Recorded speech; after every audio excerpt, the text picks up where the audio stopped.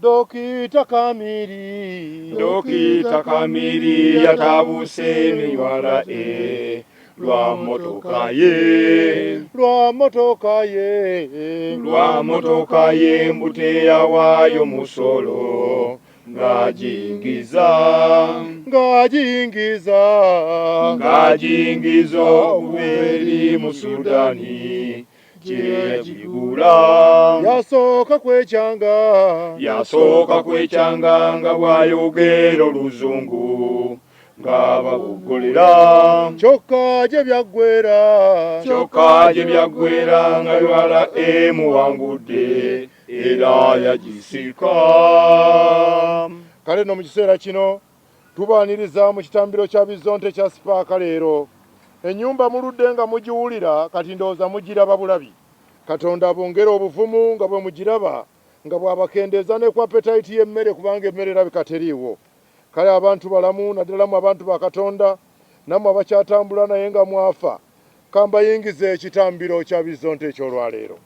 Bizonto Saabazonto tuliwo mu buliwo kyokka tetwagala bibuuzo. Kikambwe kigenda na kikambwe Kigodo kya mbizi na Kamulali. Tusabire Road Mayor addako Nti gumira enkokola taata ye Uganda mwe tuli. kyokka bw'atabukira omusajja ku masengere Wali otuzizzaamu amaanyi. nga tumanyi nti empapula gye ziri. Twaswadde nga bazinoonya zibuze. Naye Kamili waffe yalagawa Eyakasukanga eŋŋumi ez'amangu. oba ayagala ebintu bino bikomaawo Ddamu oyimbe tubonga naawe. nga twakamalirizawo njaga tusabire abayimbi baffe Abatalina tebalya yadde akatono. Isita yatuuse. Ne mutunuulira ntunuulire. Ani yali amanyi? Nti gulabita olisulako awaka ku Easter.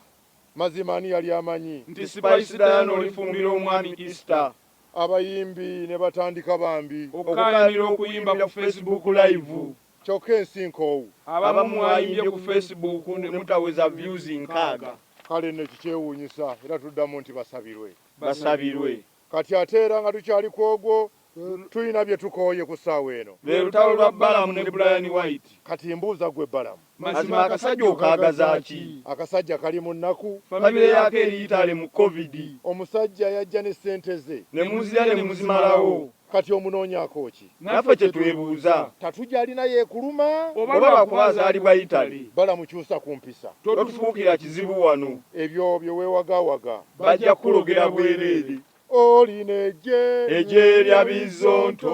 olina ejje, Bwe litagoba taliyo. olina ejje, Ne bw'alibeera ono. olina ejje, Bwewuza tumutwala.